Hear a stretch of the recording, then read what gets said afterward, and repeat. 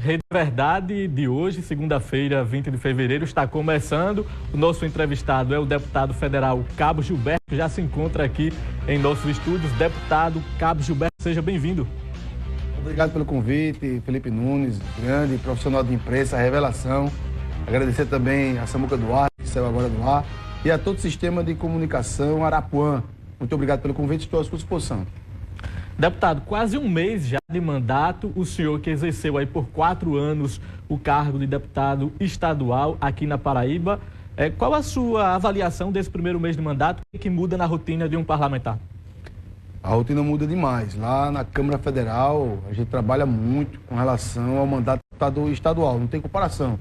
É bem 10 vezes a mais. Você anda uns 3 a 5 quilômetros por dia.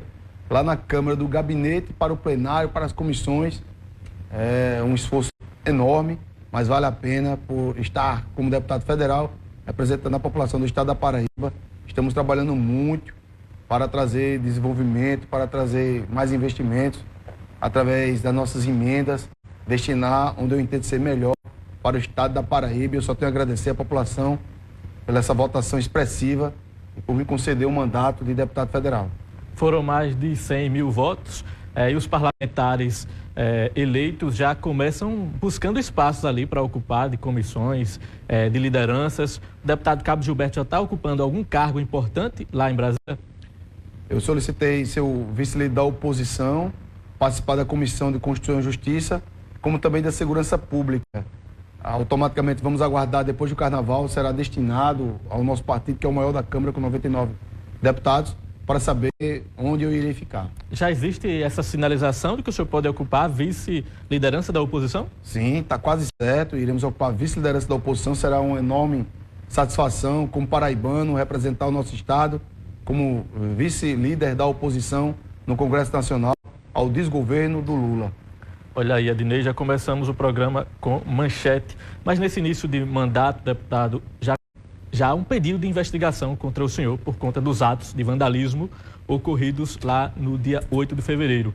A Procuradoria-Geral da República solicitou essa investigação a partir de uma petição do partido PSOL aqui na Paraíba. A PGR rejeitou o pedido de prisão, mas solicitou a investigação do senhor, de Valber Virgulino e de outras lideranças aqui da direita paraibana. Como é que o senhor vê esse pedido do PSOL?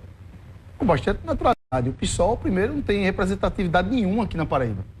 Então, eles ficam insatisfeitos com a nossa votação de quase 130 mil votos, sendo o deputado federal mais votado da história da capital de todos os paraibanos.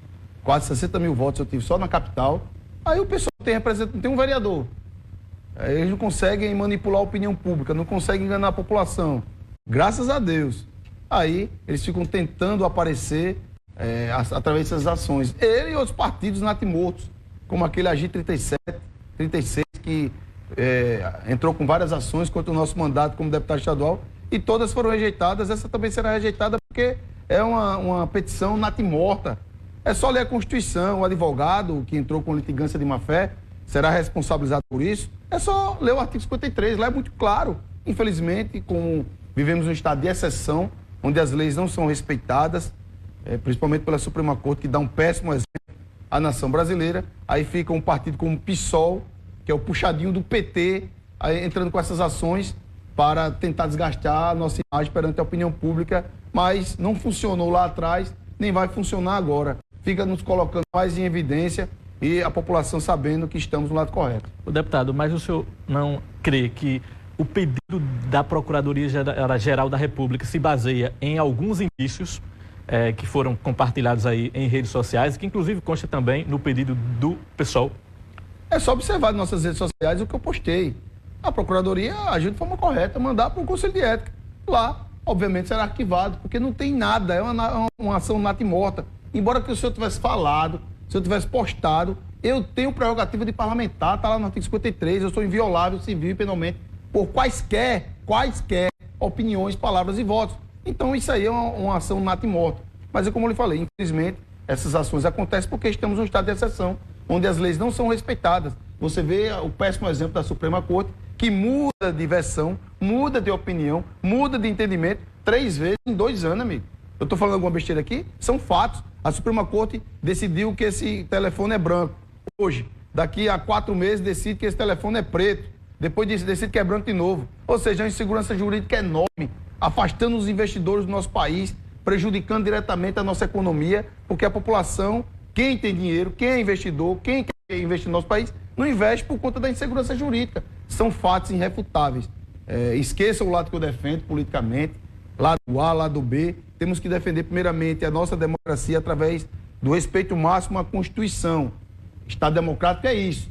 Não a Constituição que eu quero. Coloco embaixo do braço e digo, não, esse artigo é assim. O artigo diz que você não pode ser preso, mas o ministro do STF diz que você pode ser preso. E não pode ser assim. Se ele quiser mudar a Constituição através da sua opinião, ele se candidata a deputado federal ou a senador, vai lá no Congresso e muda a Constituição. Por falar em prisão, o senhor e o deputado estadual Valber Virgulino estavam acompanhando, ou ainda estão, os paraibanos que foram presos em Brasília, em decorrência também desses atos do dia 8. Qual a atualização que o senhor pode trazer para a gente em relação a quantos paraibanos seguem lá? Desde o primeiro momento, colocamos advogados à disposição de todos os presos. Foram presos inconstitucional, arbitrário e ilegais. Por quê, Felipe? Porque você só pode ser preso, segundo o nosso ordenamento jurídico brasileiro, que foi destruído pela Suprema Corte, de duas formas, duas maneiras. Ou em flagrante delito, ou com mandato de prisão.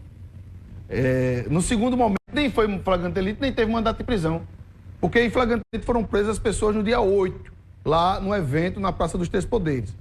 Posteriormente, a Polícia Federal cercou o QG do Exército, que aqui também tinha, em todas as capitais tinham manifestantes em frente aos batalhões do Exército, e prenderam aquelas pessoas sem individualização de conduta, sem estar em flagrante delito, sem mandato de prisão, e fizeram o primeiro campo de concentração, que lembra a Segunda Guerra Mundial, quando os nazistas exterminaram os judeus.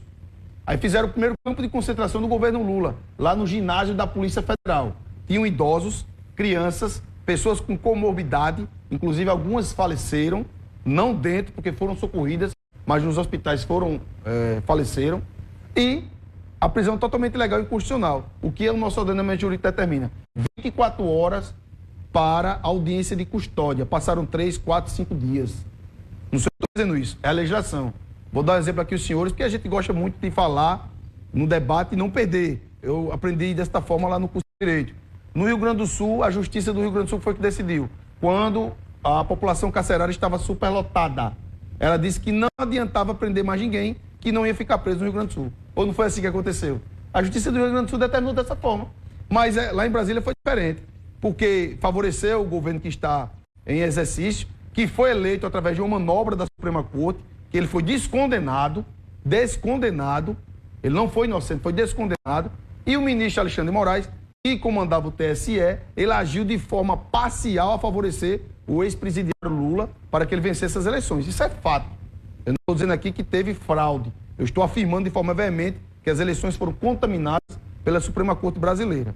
E daí, o que foi que fizeram, Felipe, para resumir e finalizar essa sua pergunta? Liberaram traficantes, homicidas, latrocidas, para deixar quem preso no lugar dessas pessoas que estavam protestando de frente ao quartel do Exército. Eu não estou aqui passando a cabeça passando pano nem a mão na cabeça de ninguém. Quem errou, que pague como determina a nossa legislação. Seja individualizado a conduta de cada um e pague caro da forma da lei. Agora, o que eu não posso aceitar é a destruição do ordenamento jurídico brasileiro, as pessoas sendo presas sem o devido processo legal. Isso é péssimo para a democracia. Mais uma ação inquestionável por parte da Suprema Corte, que infelizmente age de forma ditatorial no nosso país. Para finalizar, para de verdade, quem já se viu afastar um governador eleito no primeiro turno de forma monocrática, de uma canetada, sem nenhum órgão pedir? Onde tem essa decisão amparada na nossa Constituição, no nosso ordenamento jurídico? Não existe lugar nenhum. Prenderam o comandante-geral, que apanhou e saiu ensanguentado do evento. Prenderam um secretário de Segurança Pública que estava no Rio de Janeiro, nos Estados Unidos. E por que não prenderam Flávio Dino? Por que não prenderam o general de Lula, comandante do GSI? Ou seja, 2 pesos, 2 medidas, Felipe. Então isso foi um fato lamentável que, infelizmente, provou a parcialidade da alta corte da justiça brasileira. Esses atos, deputado, ocorridos lá no dia 8, mostram como a situação política do país é delicada, porque há uma polarização, digamos, exacerbada. O senhor se referiu ao presidente Lula como ex-presidiário. O senhor é claramente de oposição a Lula, isso é fato. Mas o senhor se reuniria com o ex-presidente, com o presidente Lula, para discutir de forma institucional os problemas do país e da Paraíba? O senhor acredita que qual é a saída para que o país encontre o caminho do equilíbrio? Primeiro, a saída era tirar Lula do poder. Porque as eleições foram contaminadas, Felipe. Então não tem como a gente sentar com Lula. Eu digo que ele é ex-presidiário, não, Felipe. Ele é ex-presidiário, ele foi preso, condenado em 3 instâncias. Inclusive perdeu várias ações na Suprema Corte. Que, um ano retrasado, disse não, quem pode ganhar de Bolsonaro é Lula. Então vamos descondená-lo, colocá-lo no jogo para que ele participe das eleições. Isso é um tapa na cara da sociedade. Infelizmente, muita gente foi enganada pelo descondenado. Muita gente mesmo nesse país foi enganada e hoje já estão arrependidos. Porque nada do que ele prometeu, ele cumpriu até agora. São fatos. Salário mínimo, R$18. Cadê a picanha? Cadê a cervejinha? Não dá para comprar nem um pedaço de picanha para assar.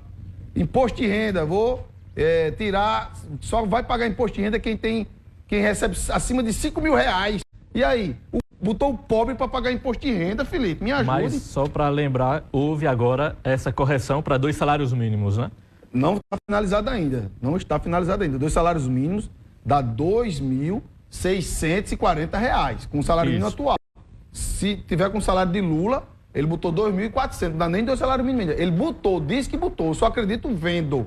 Mas ele prometeu quanto? R$5.000. São fáceis. Não adianta agora você falar de Bolsonaro, amigo. Quem está com a caneta na mão é o ex-presidiário Lula. Ele que tem que comandar a nação. Colocou 5 milhões para Cláudia Raia, 10 bilhões para a Lei Rouanet. Enquanto a população padece com dificuldades enormes. Colocou agora o BNDES, o ex-presidiário também, mercadante. O que foi que ele disse? Vamos investir novamente nos países sul-americanos. Ora, estão devendo 1 bilhão a gente, Felipe. Como é que eu falo que vou pegar o dinheiro do Brasil e colocar para países aliados da América do Sul que não vão pagar e vão prejudicar mais ainda a nossa economia, afugentando investidores e deixando a população numa situação terrível? Ou seja, os mesmos erros. O ex-presidente, o atual presidente do Brasil, está comandando a nação como lá em 2003.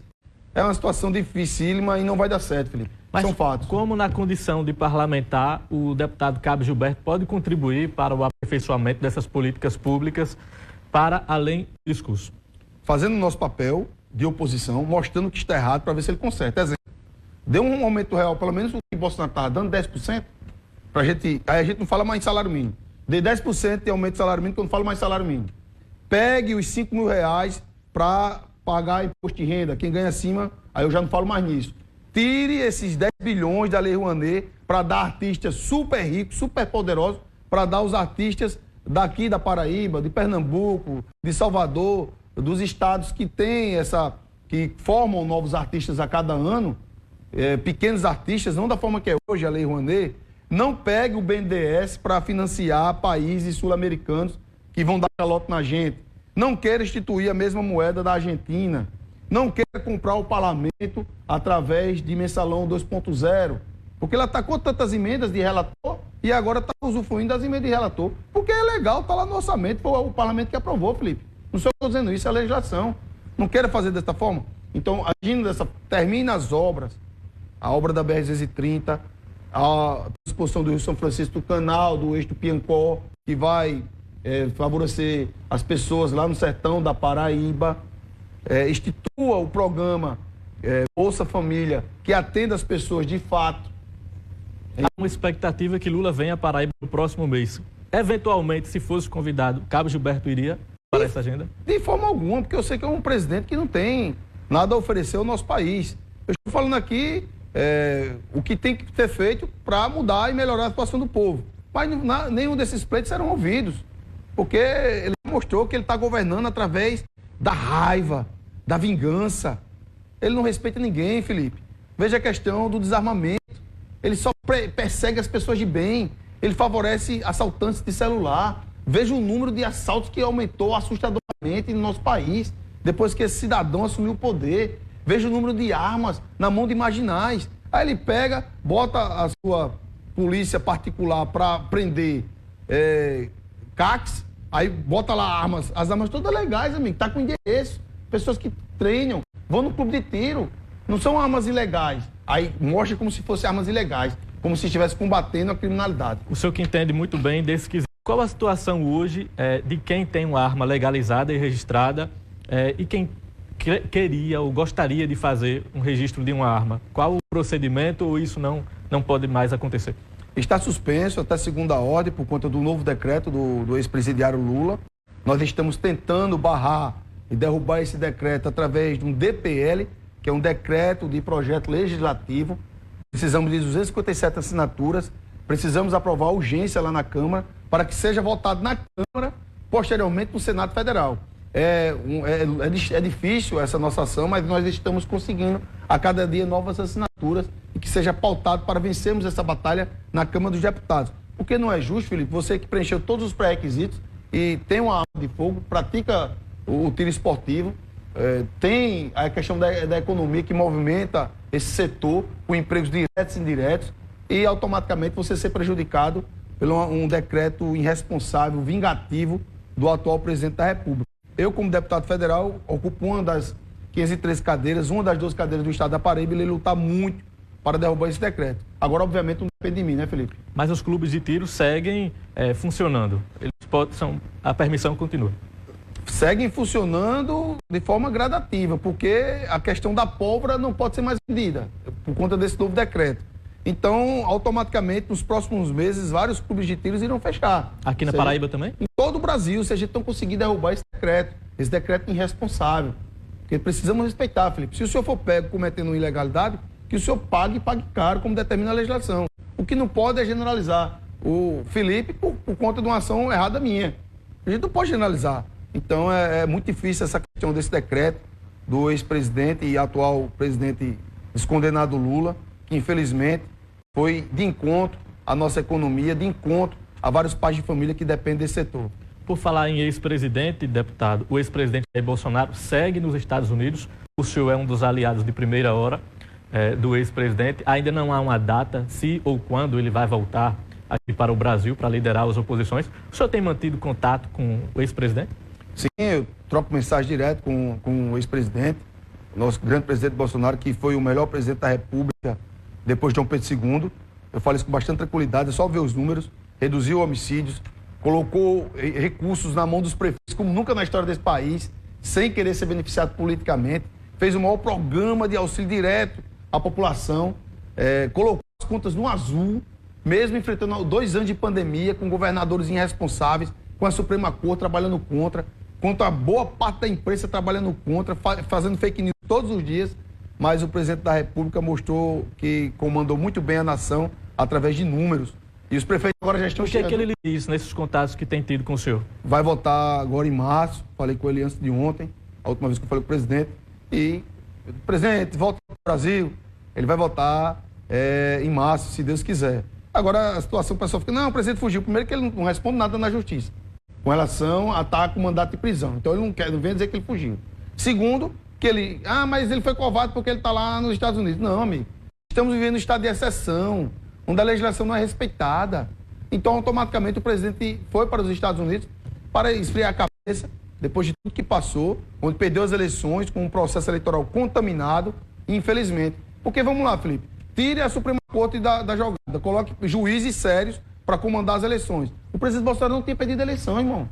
Ele não podia fazer live, ele não podia usar Michele Bolsonaro.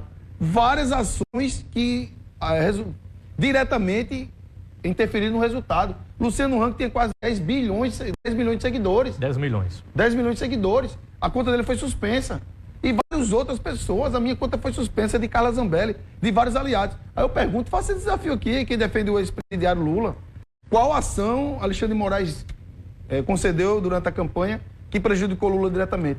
Nenhuma, irmão. Só prejudicou o presidente Bolsonaro. Só para fazer o registro, o deputado Cabo Gilberto, portanto, diz que recebeu a informação do ex-presidente Jair Bolsonaro através de um contato. Ele retorna ao Brasil no mês de março. Dito isso, vamos para um breve intervalo. Daqui a pouco a gente retoma a nossa entrevista com o deputado Cabo Gilberto falando de política da Paraíba.